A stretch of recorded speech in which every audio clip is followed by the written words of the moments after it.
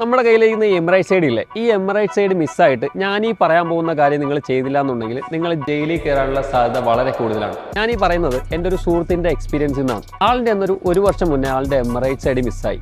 ആളത് കാര്യമാക്കിയില്ല. Okay, അടുത്ത റിന്യൂവലിന് പുതിയ Emirates ID കിട്ടുമല്ലോ എന്നുള്ള മൈൻഡ് സെറ്റിൽ ആളൊന്നും ചെയ്തില്ല. ഏകദേശം ഒരു 6-8 മാസം കഴിഞ്ഞ സമയത്ത് ആളിന് CID എന്നൊരു കോൾ വരികയാണ്. ആള് CID ഓഫീസിൽ പോയി.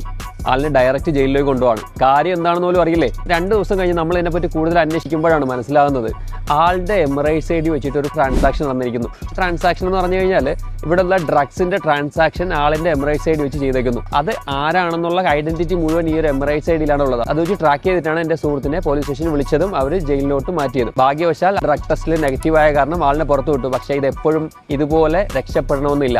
അപ്പോൾ അതുകൊണ്ട് ഈ ഒരു ഇൻഫർമേഷൻ അറിഞ്ഞപ്പോൾ തന്നെ നിങ്ങളിലേക്ക് ഇത് എത്തിക്കണമെന്ന് എനിക്ക് തോന്നി.